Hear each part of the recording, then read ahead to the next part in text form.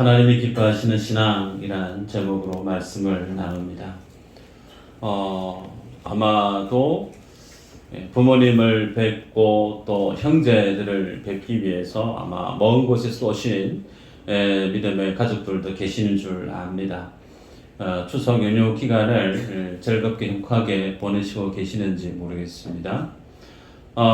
저는 육남매 가정에 속한 사람인데요. 추석과 그리고 설 그런 연휴가 되어지면 그런 고민을 해봅니다. 내 식구들에게, 내 형제들에게 혹은 나이가 어린 조카들에게 어떤 선한 어떤 의미가 있는 명절을 보낼 수 있을까 그런 고민을 해봤습니다. 마찬가지로 원래 우리가 경험한 이 추석을 맞이하면서 하나님 앞에 주일날 어떤 말씀을 나눌까 고심하는 중에 그런 감동을 주셨어요. 하나님이 기뻐하시는 신앙, 그 기뻐하시는 신앙을 내 사랑하는 형제들에게 그리고 내 사랑하는 조카들과 친척들에게 내가 하나님이 기뻐하는, 하나님이 나를 기뻐하는 그 신앙의 모습을 보여줄 수 있다면 참 그 주간, 그 명절은 참 의미 있는 연휴가 되지 않겠는가 그런 생각을 가져봅니다. 여러분, 우리들은 하나님이 기뻐하시는 신앙이 필요하죠. 좋게 하나님이 기뻐하시는 신앙의 삶을 살아가는 성도가 다 되시기를 주 이름으로 축복합니다. 하나님이 기뻐하시는 신앙의 모습은 다양할 수 있습니다. 뜨거운 신앙도 거기에 포함될 수 있고 충성스러운 신앙의 모습도 여기에 포함되어 줄 수 있을 겁니다. 근데 오늘 저는 본문의 말씀을 보면서 하나님 앞에 일평생 변함이 없는 신앙, 하나님 앞에 일편단심의 신앙, 그 모습이 또한 주님 앞에 상당히 기뻐하시는 신앙이라 그런 생각을 갖습니다. 성경에서 그 믿음이 전혀 변하지 않고 끝까지 하나님 앞에 쓰임받았던 성경의 인물들 누가 있을까요? 머리에 떠오르는 인물 구약의 한 사람 치면 아마 요셉이 등장하지 않겠나 싶고, 신약에서는 어떤 사람일까요? 아마 바울이 아니겠나 싶습니다. 이들은 살 소망까지 끊어졌던 정말 절망의 나락에 떨어졌던 상황에서도 불평, 불만을 토해내는 삶이 아니고요.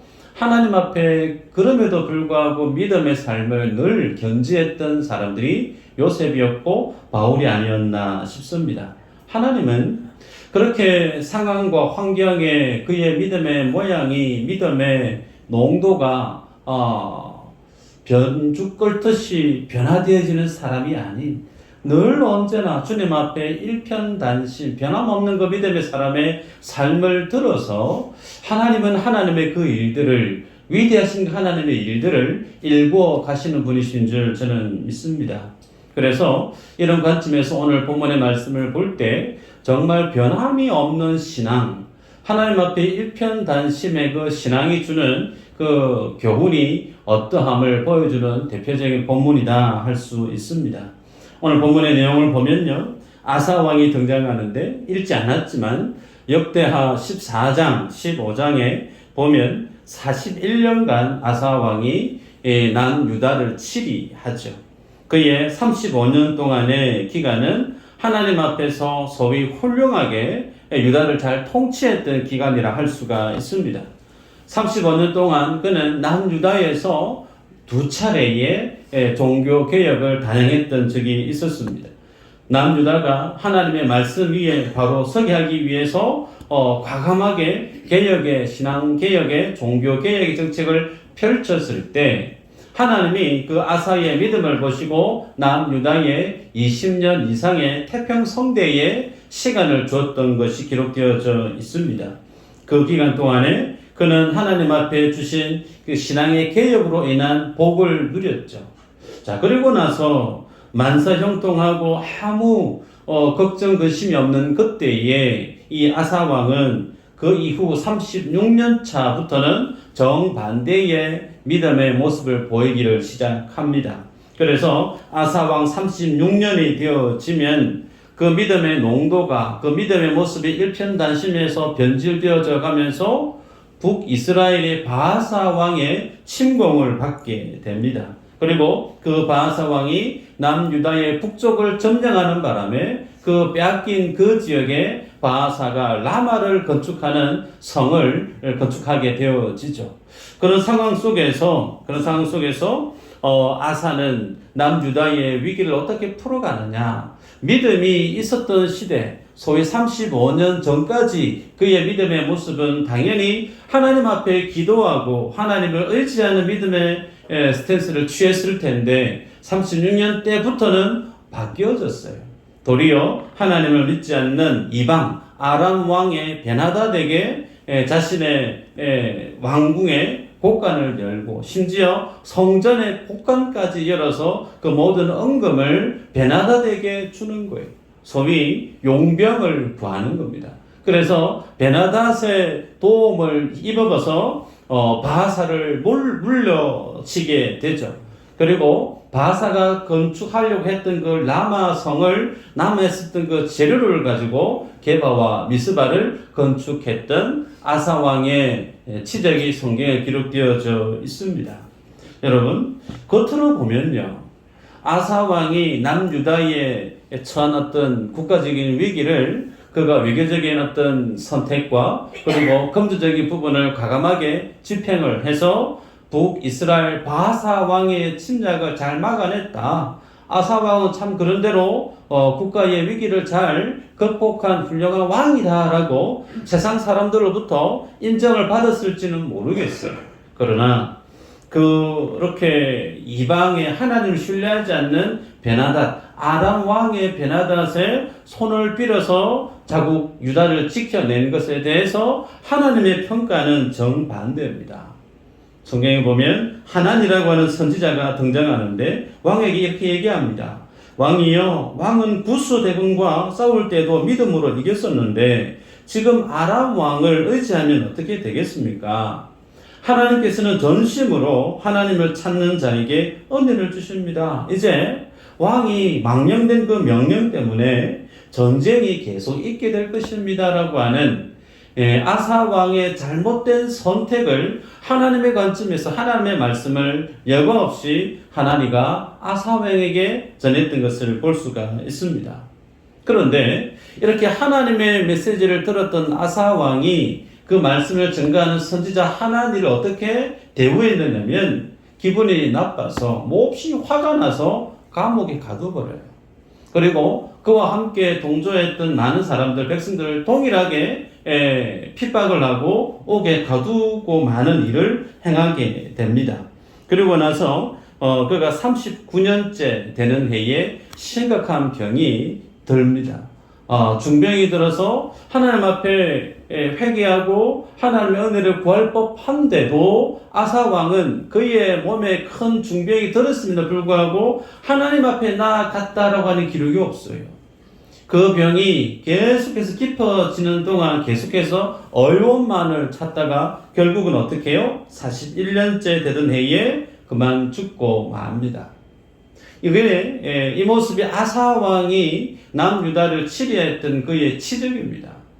처음 35년의 기간은 참으로 하나님의 말씀대로 감동이 있고 은혜가 있고 주님이 주신 말씀대로 순종하려고 열심히 부단히 살았던 초기 그의 믿음의 모습에 있었고, 그렇게 하나님의 태평성대를 그에게 허락해 주셨을 때 그의 잘못된 신앙의 모습이 뭐였느냐면, 하나님이 내게 은혜 주시고 하나님 내게 축복을 주실 때 그때에도 어떻게 해야 되죠? 동일하게 말씀의 그 길을 벗어나서는 안 되죠. 동일하게 하나님이 내게 복 주시고 기쁨 주시고 넘치는 복을 주셨을 때 그 축복의 정도 위에 믿음의 길을 계속해서 걸어가야 되는데, 그때 그의 시간은 하나님의 축복의 그 시간을 영적인 나태함의 시간으로 바꾸고 말았습니다. 결국은 그의 마지막은 실패한 신앙에서 떨어지자 결국은 이스라엘 역사 속에서도 안타까운 죽음으로 종결을 짓는 아사 왕의 스토리가 성경에 기록되어져 있죠. 그러면 여기에서 가져볼 법 질문이 있어요. 하나님이 왜 아사 왕의 인생 스토리를 이 성경에 기록을 해 놓으셨는가? 당연히 믿음의 후대들로 하여금 아사 왕의 믿음의 치적을 통해서 교훈하고자 하는 하나님의 의도가 다분히 있겠죠.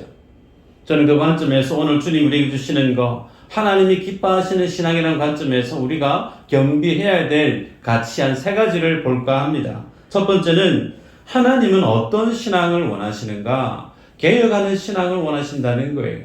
지난 시간에도 하나님 앞에 우리는 개혁하는 신앙을 고수해야 된다, 이렇게 말씀을 전했는데요. 여러분에게 한번 속으로 여쭤봅니다. 답해 보시길 바라요. 아사 왕은 하나님을 신뢰하고 믿어서 과감하게 제단을 수축하고 우상을 섬기는 그 모든 단을 회파하고, 심지어 자기의 어머니 마하가가 하나님을 신뢰하지 않는 다른 우상을 섬겼을 때에 태후의 그 위까지 패하는 아주 과감한 종교개혁을 단행했던 아사 왕입니다. 그런데 뭘 하지 않았느냐면 자기 자신에 대한 개혁을 하지 않았다는 거예요. 세상에 대한 개혁은 정말 잘했습니다. 하나님이 그래서 그에게 20년이 넘는 태평한 시대를 그에게 그 땅 가운데 전쟁이 없는 복을 주셨습니다. 여러분, 내가 열심히 일을 했는데 이방 민족이 와서 그 모든 밀과 보리밭을 밟고 지나가 버리면 그 한 해 추수한 것은 거둘 수가 없죠. 하나님 주신 복이 어떤 복인가? 평강이에요. 샬롬이에요. 내 손으로 뿌려서 내가 낫을 들고 수확할 수 있는 그것, 하나님이 그 모든 환경을 주장해 주셨기에 내가 노력한 것을 그대로 수고해서 수확할 수 있는 이것이 성경이 얘기하는 축복이라는 겁니다. 갑작스럽게 로또를 맞는 것이 복이 아니고요. 성경은 하나님이 우리에게 주시는 샬롬, 하나님 주시는 그 평강 속에서 우리가 복락을 누리는 것을 성경은 우리에게 주시는 하나님의 복이라 말씀해요. 그런데 이런 하나님의 복을 받았을 때 그가 세상에 대한 개혁은 잘 했는데 자기 자신에게 대한 개혁을 하지 않았다는 겁니다. 자기 자신에 대한 개혁이 어떤 것이 있을까? 구체적으로 보면 하나님의 말씀에 대해서 자기의 생각을 내려놓는 게 개혁이에요. 하나님의 말씀이 가라고 하는데 나의 생각은 가고 싶지 않음에도 불구하고 내 생각을 주의 말씀 앞에 뚝 분질러서 꺾어버리는 것이 뭘까요? 개혁입니다.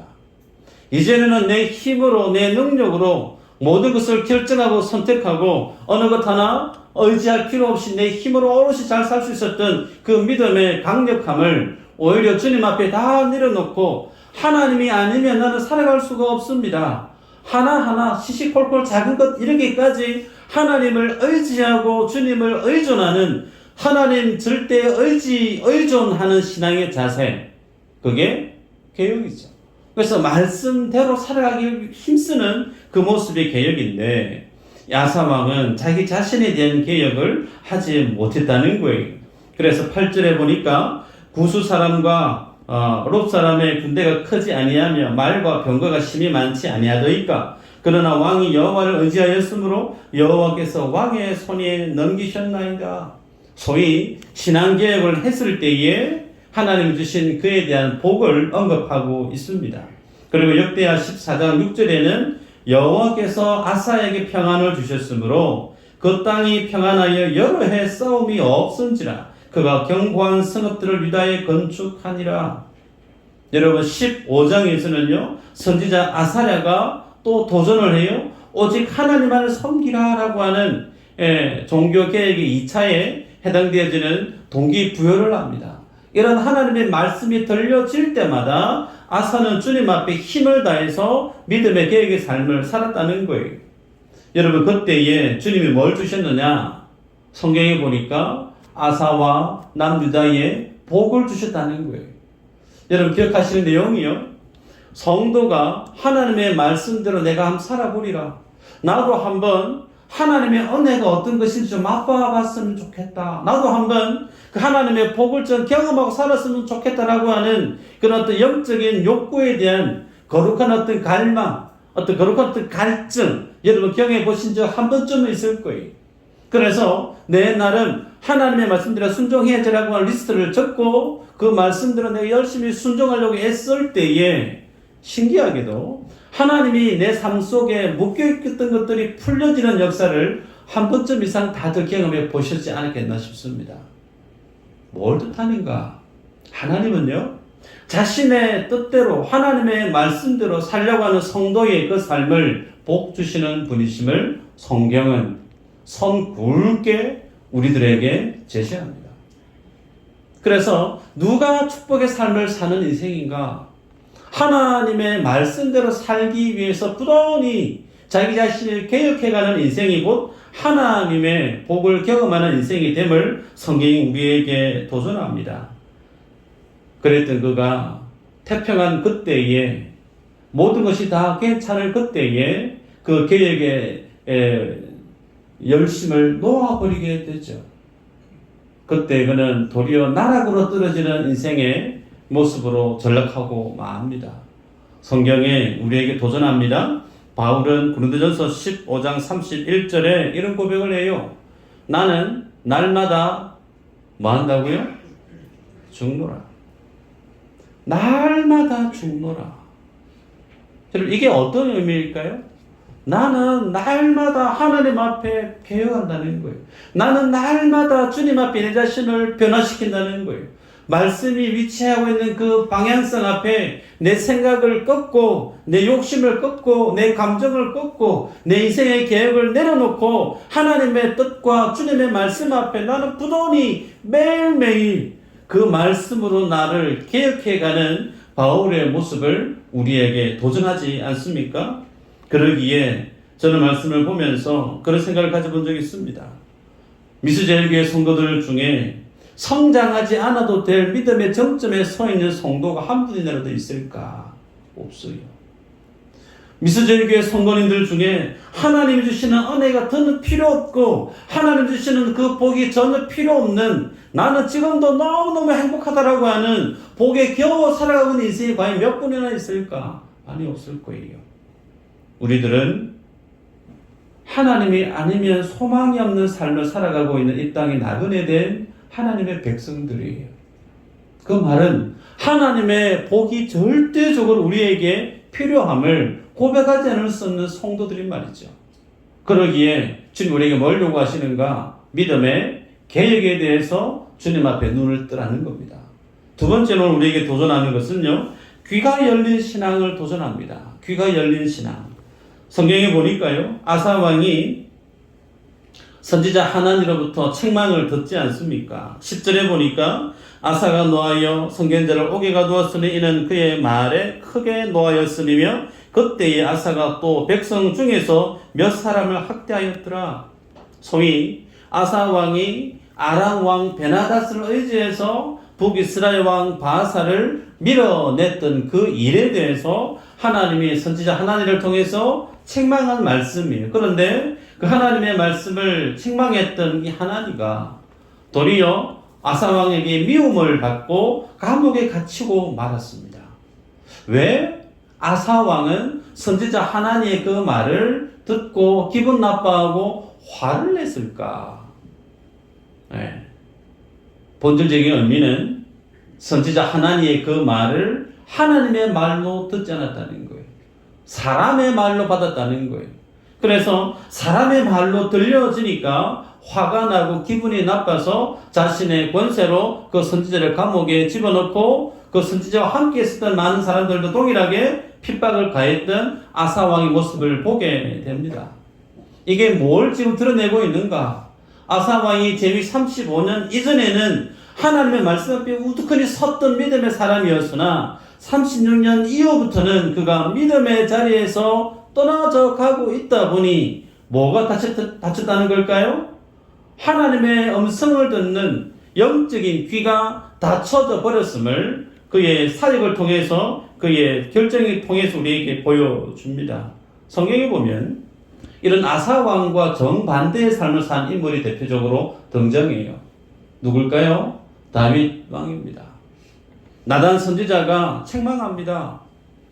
우리의 아내를 범한 그리고 우리 아이를 죽게 하고 간음을 하게 했던 그 죄에 대해서 신랄하게 그 사람이 바로 당신입니다라고 가슴 찔리는 질책을 했을 때 다윗은 기분 나빠가지고 내일로 와. 감히 지금 나를 어떻게 보고 지금 나를 지금 핍박하고 널로 와 감옥 가. 그러지 않았죠. 다윗은요, 그 죄에 대한 지적을 받았을 때 눈물을 흘렸어요. 펑펑 울었습니다. 자신의 눈물로 요를 적셨다고 그랬어요. 네. 그러면서 주님 앞에 어떻게 해요? 회개의 삶을 살았던 인물이 다윗이죠. 그래서 하나님 앞에 아사 왕은 끝까지 회개의 삶을 살지 않았던 반면에 다윗은 주의 말씀 앞에 자신의 죄가 드러날 때 그 죄로 인해서 아파하고 회개의 삶을 살았던 인물이 다윗이죠. 히브리서 6장 4절 6절 말씀이 있죠. 한번 읽어볼까요? 시작.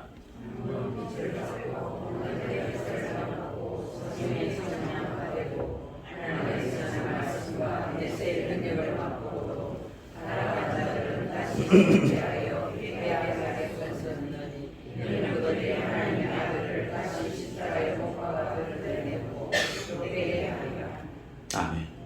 여러분 여기 히브리 기자의 말씀을 잘 보세요. 진리를 압니다. 네. 하늘의 은사를 맛보아 압니다. 성령에 참여한 바 되었대요. 선한 말씀과 내세의 능력을 맛보아 압니다. 그럼에도 불구하고 뭐 했다는 거예요? 타락했다는 겁니다. 타락한 그는 다시 회개할 수 없다. 그렇게 말씀을 해요. 여러분 소위 이 정도의 믿음에 산 사람은 제3자가 볼 때는 야, 저 양반은 정말 예수님을 잘 믿는 사람이네. 저 양반은 정말 예수님 잘 믿고 구원받은 하나님의 백성이 맞을 거야 라고 다른 사람들은 그 사람의 신앙에 대해서 믿음에 대해서 행위에 대해서 인정할 줄 모르나 성경은 뭘 얘기하죠? 구원받지 못했다라고 얘기합니다. 예수님도 마태복음 7장 20절 이후로 구원에 대해서 말씀을 하십니다. 구원받은 성도는 분명한 열매가 드러난다라고 말씀을 해요. 그래서 주님이 말씀하죠. 나더러 주여 주여 하는 자마다 다 천국에 들어갈 것이 아니다 그래요.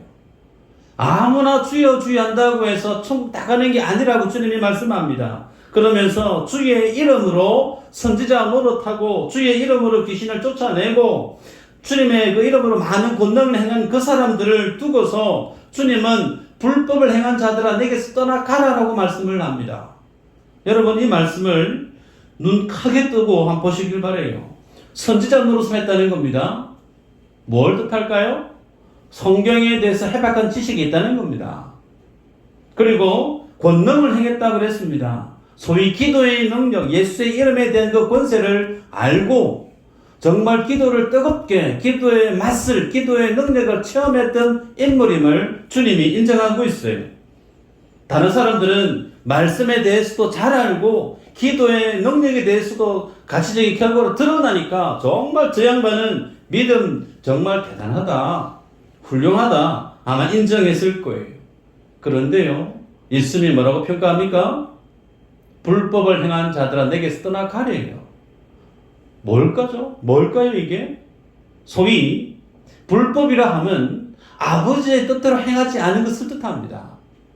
아버지의 뜻대로 행하지 아니해도 예수 이름의 권세가 있기 때문에 어떤 누구든 성령의 주권에 붙들리게 되어지면 예수 믿는 사람도 예수 믿지 않는 사람도 하나님의 역사에 쓰임받는 도구로 쓰임받을 수가 있다는 겁니다.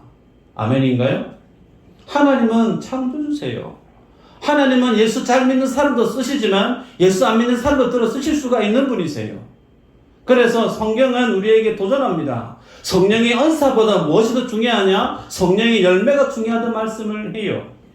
그래서 성령의 열매를 맺는 성도, 소위 아버지의 뜻을 따라 사는 성도는 무엇으로 그 뜻을 분별할 수 있느냐? 쉽게 얘기하면 예수로 살고 예수로 죽는 삶이에요. 이것이 아버지의 뜻대로 행하는 삶에 대한 성경의 평가고 기준이에요.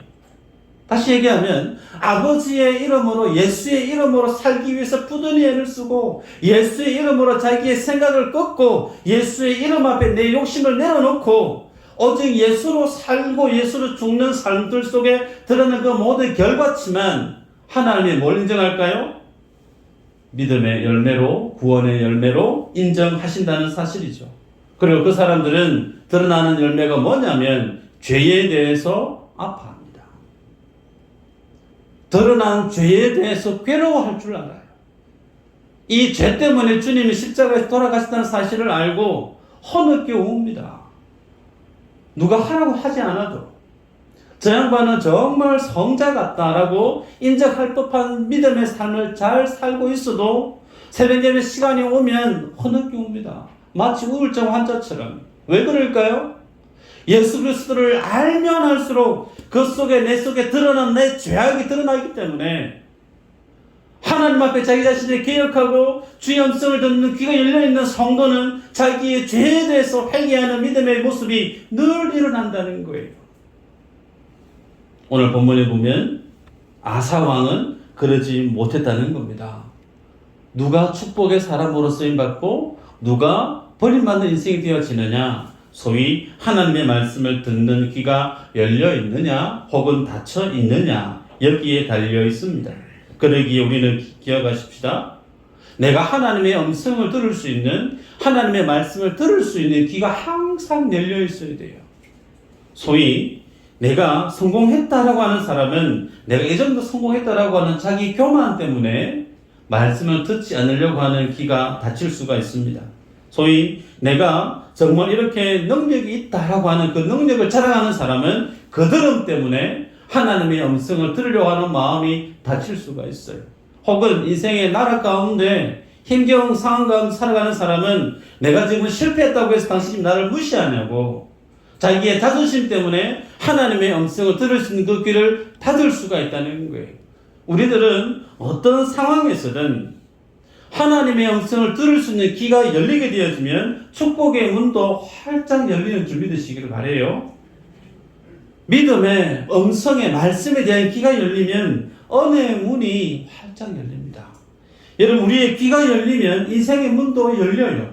우리가 주님 앞에 이 믿음의 말씀의 문이 활짝 열리게 되어지면 하늘 문조차도 열어서 세상에서는 안 되지만 하나님이 내 삶을 여시는 것을 목도하고 경험하게 될 겁니다.